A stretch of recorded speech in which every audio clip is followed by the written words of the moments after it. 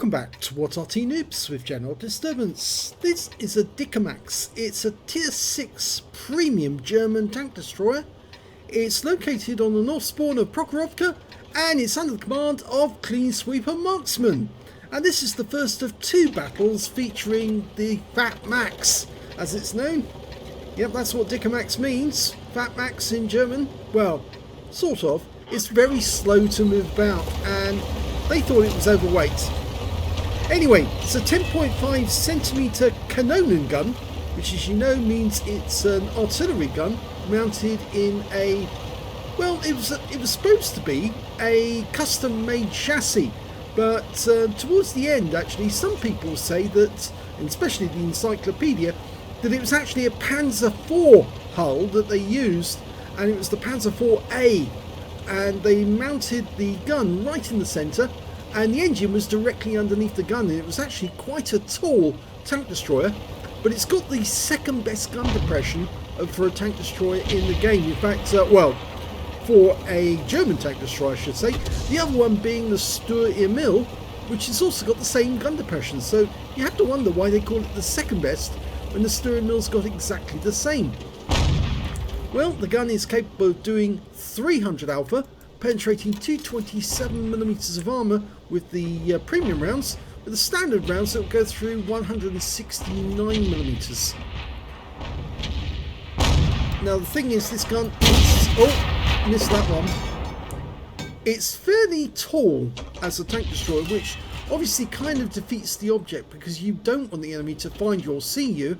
You want to remain hidden, and being such a tall machine meant it was very obvious to spot.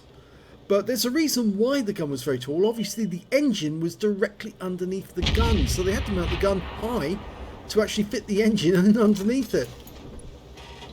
Now originally this tank destroyer was first designed in 1938 and they were going to build 100 of them, but they had to build two prototypes first to try out various settings and different placements for the engine. Both of them were armed with a 105mm gun, and both were built by Krupp. Now the original idea was to use this tank destroyer to destroy the bunkers. It was a bunker buster, and it's got a double muzzle brake, and the first bit of damage, 288 low roll. It's got two muzzle brakes to actually clear the exhaust gases from the gun. It's actually quite a long gun at that. It's a heavy artillery, not a light artillery. It is 10.5 centimeters, but it's the Schwer version, that's the heavy artillery version. And it was actually known as the 10.5 centimeter K for Kanonen, L52, that was the length of the barrel in calibers, Selbstfahrerfährte 4, and the 4A, so that's number 4A. You may know the Panzer Selbstfahrerfährte 4B because that's an artillery, that's an actual SPG. And basically this vehicle was called an SPG even though it was actually a tank destroyer. It was a bunker buster.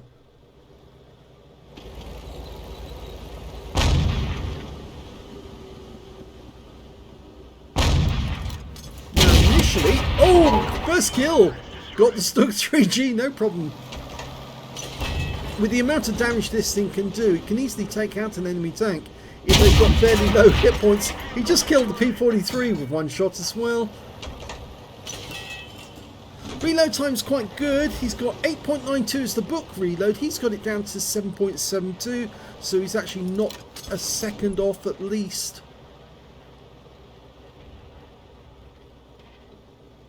Now, it hasn't got much in the way of armour, this thing. 50mm at the front, 20 at the sides and the rear, and the armour at the front is slightly angled, well, fairly well angled actually. The driver sits up front in one of those compartments. It's the one on the left, I think it is. The one on the right is empty. Yep, they weren't going to put a machine gunner in there, they just wanted to confuse the enemy as to which one was actually containing the driver. But the driver's compartment is definitely, as you're looking at it right now, on the right side.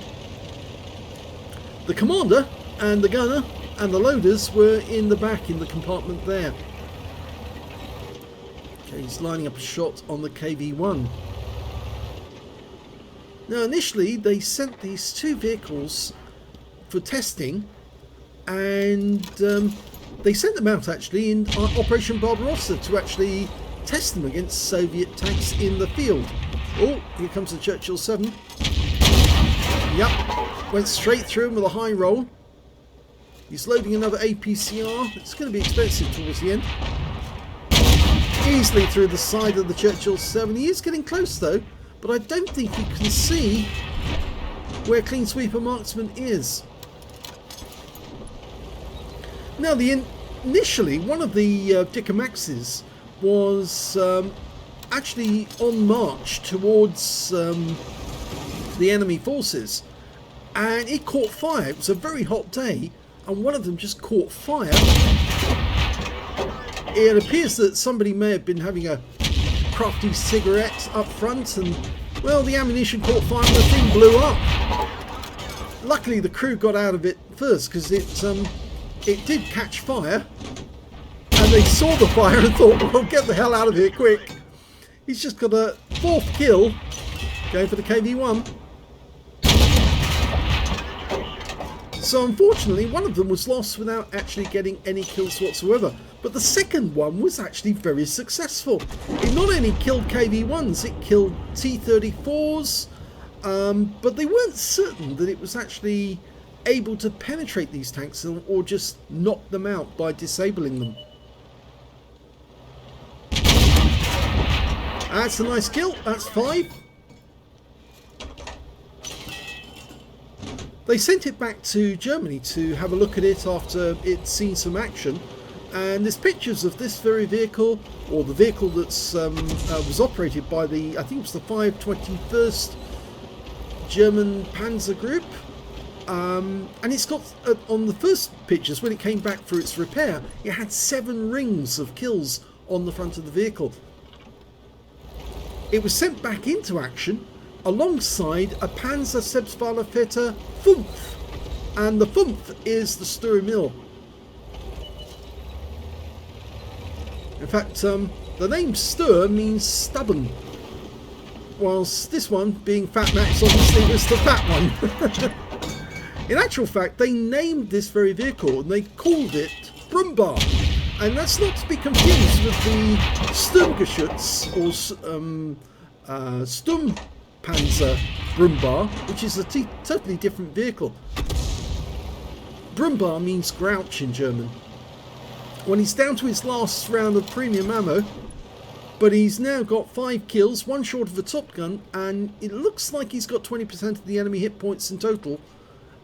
And although we can't see any enemy vehicles over the other side of the railway line, there is a T-34 seen up there, and that was an artillery round. There's 3 Arty and just that T-34. And I think he's decided, look, we're going to go south and find the Arty and kill them. And if we find the T-34, well, we'll get rid of him at the same time. Now, the Sturm Mill and the Dicamax, the last remaining Dicamax, were actually fighting in the Stalingrad region around 1943. They were built in 1941, saw action during the early stages of Barbarossa, then they were repaired and sent back out in 1942, and the last we know of them was in the Stalingrad sector around 1943. Not actually in the city, but outside. And a picture was found of a Soviet officer looking over, or we think it was a Soviet officer, looking over a Dicamax. And that one's gone, so that means now it's just the Arty left. And we found one of them. It's the M41, but he hasn't got a shot. There goes the M41, which means there's only 2 left, an M44 and a Fifi, the 105 FH-18B2. Now, by the time they actually found this Dicamax in Germany in Stalingrad area, they had 21 marks on the, was it 21 or 20? I think it may have been 20 actually, marks on the barrels. So obviously it'd been killing a lot of enemy tanks. And that M44 is an easy kill. He doesn't even know, well, he knows he's been spotted. Sadly, no kill there for Clean Sweeper. He could have had his Top Gun there. There's still one more Fifi though. If the AMX-12 tank can find him, it would be rather nice if, well, they could all platoon actually for that matter. If they did, they'd actually end up with a Brothers in Arms and a crucial contribution. But so long as the AMX-12 tank gets the kill, if Clean Sweeper gets the kill, he gets a Top Gun. And you can still platoon with the Panzer IV Ausführung H. Where is he? He's somewhere in those bushes, surely. No, he's not. He's moved. He's gone over the railway line, which means it's very unlikely that Queen Sweeper Marksman's going to get that final kill that he needs. But the AMX-12 ton hasn't found the Fifi. Now this is interesting. So it may mean he's headed north on the other side of the railway line.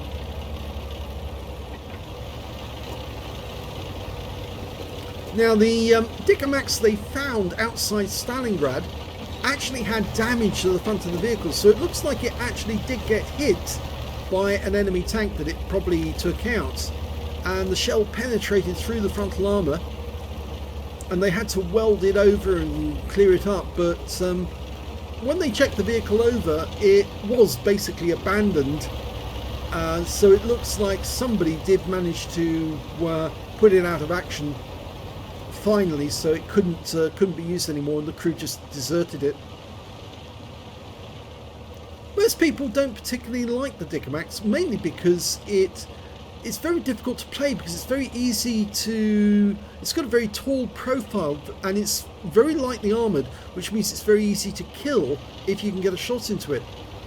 But it does have a rather nice meaty 105mm gun with fairly good pen, as you've seen here. Clean Sweeper Marksman's managed to make a mess of the enemy. Oh, there he is, there he is.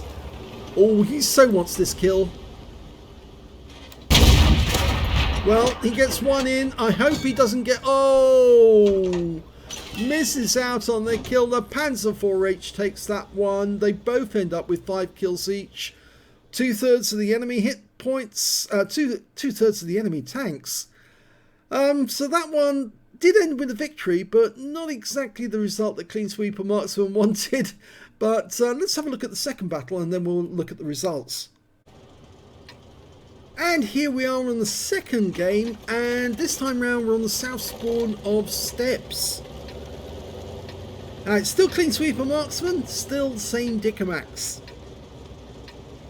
Now, one of the reasons why this vehicle was unsuccessful was it was rather underpowered.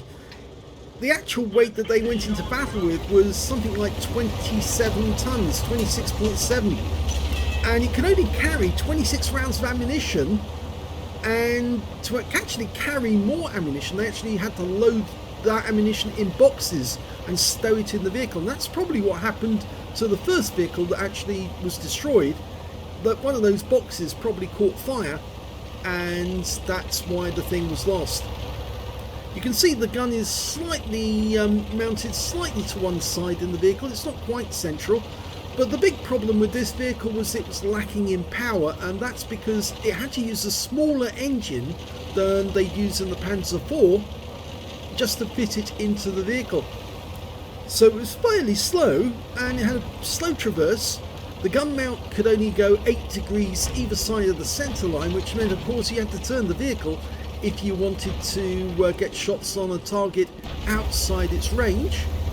But the 15 degrees of gun depression is still very useful. As you can see here, he's managing to get the gun in the right direction, but at the moment that T-3485M is behind a ridgeline, and so he can't get a shot.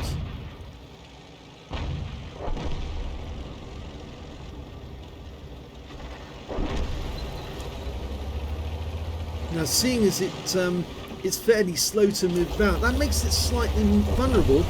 If the enemy locates it, then it's fairly easy for them to get shots into it and kill it.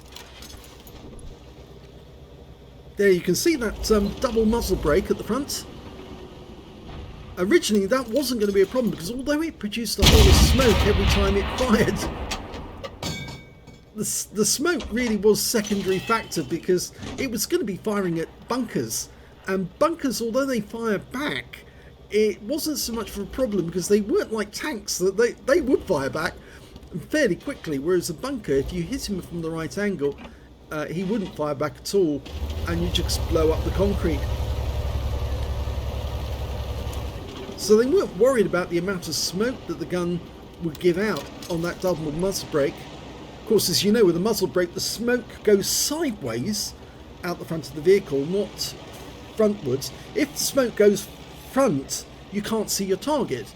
If the smoke goes out sideways at the end of the muzzle brake, you can see your target virtually straight away, which means you can load another round in and fire immediately. But it's a big puff of smoke going out either side of the muzzle, and that means it's much easier to spot.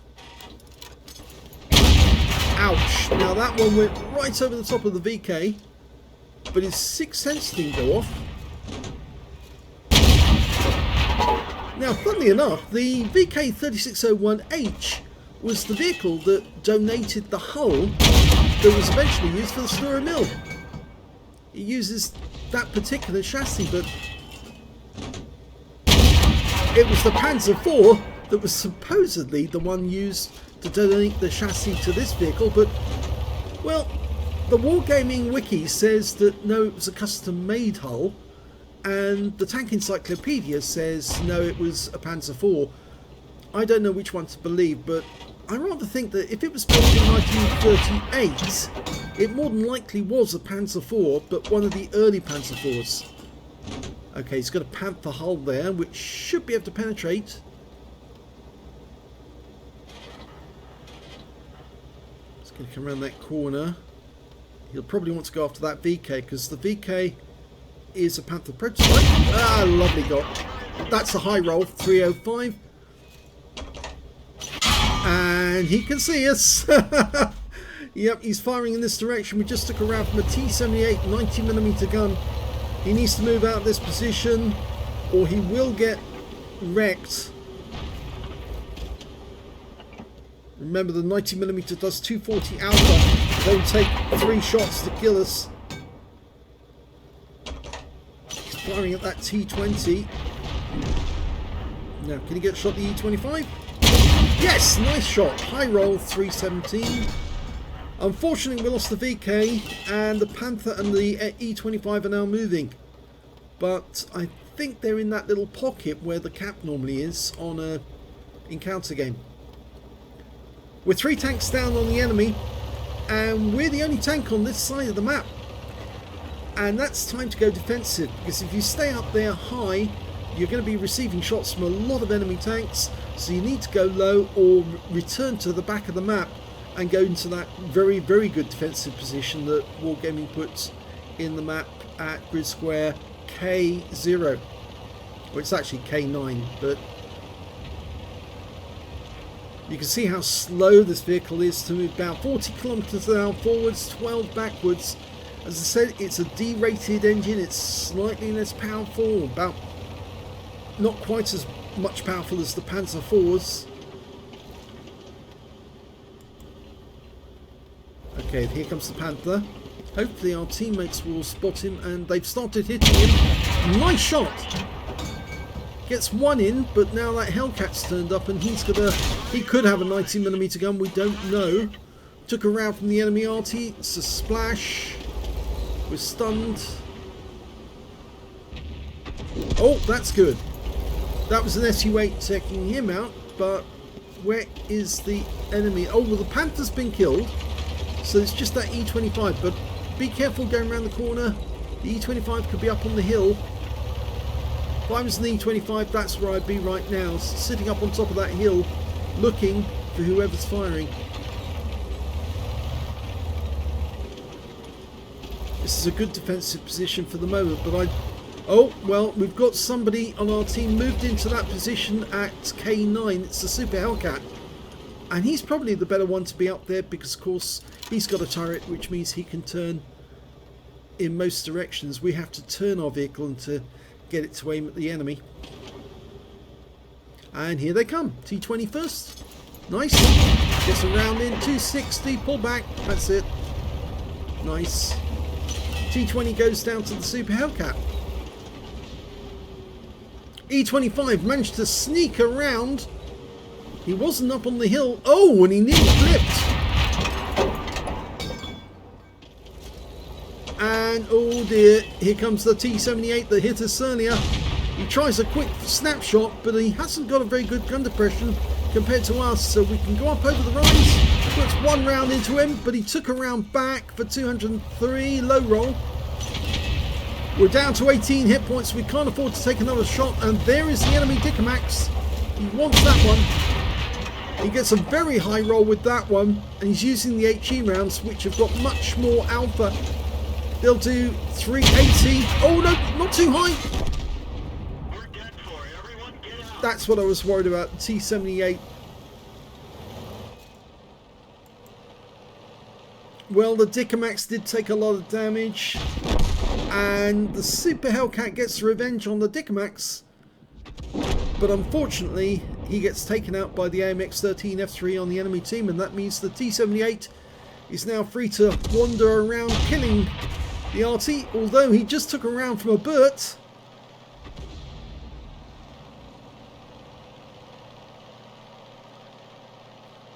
It's that T78 and 2 Arty versus 2 Arty, and yeah, he did take a round from the last remaining member of our team, the SU8, who already has 4 kills, so he's actually a very good player, but to be honest, I'm not so sure he's going to survive.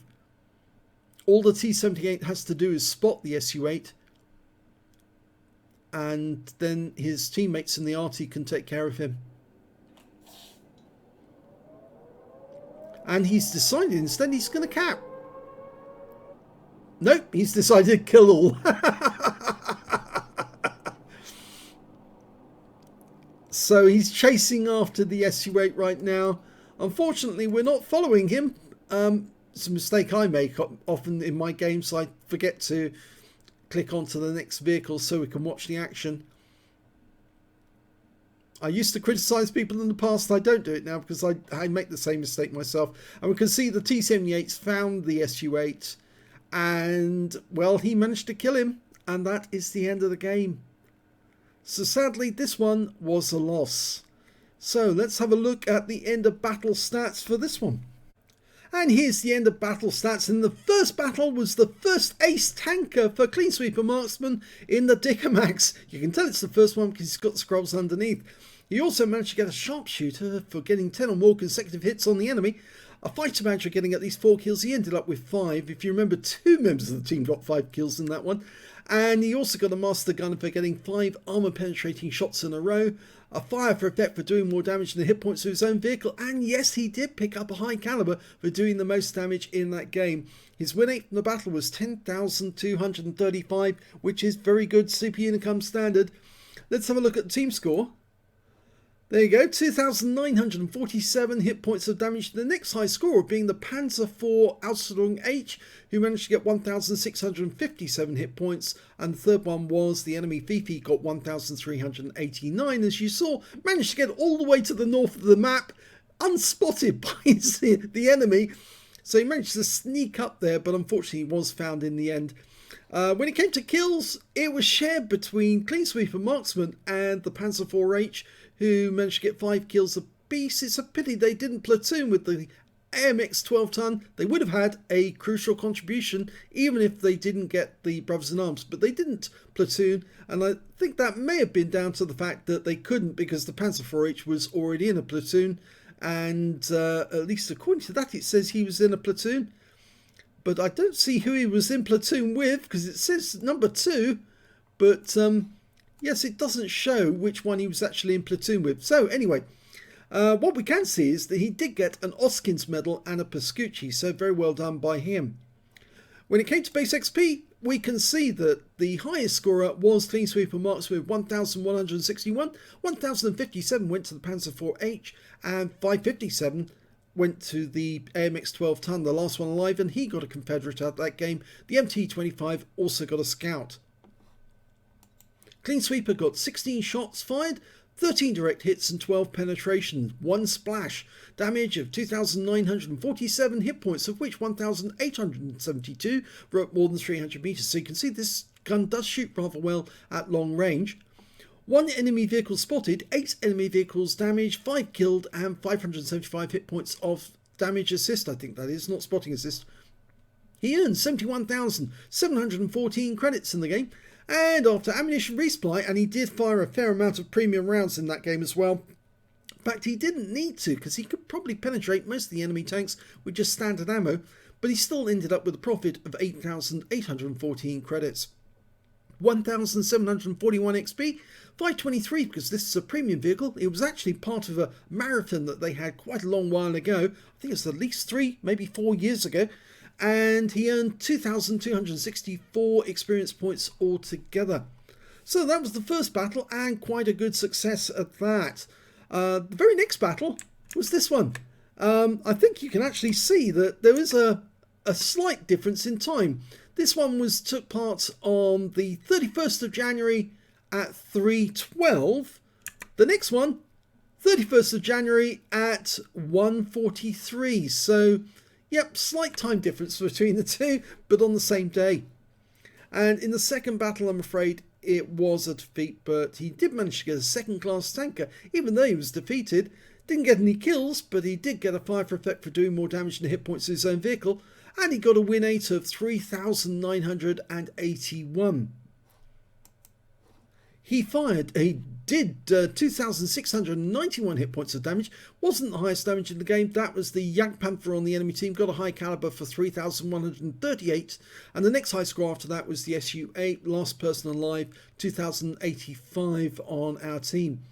When it came to kills, it was actually shared between the SU-8 and the Jagdpanther. Both got 4 kills each, but the Jagdpanther said got that high caliber. The next high scorer was the T-78, who got a Piscucci's. He got 3 kills, and so did our Super Hellcat. I'm afraid, Clean Sweeper Marksman, no kills at all on that game.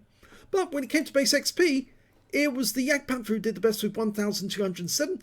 The AMX-13F3, who also managed to get 1,004. And the next high score after that was their T-78 with 865.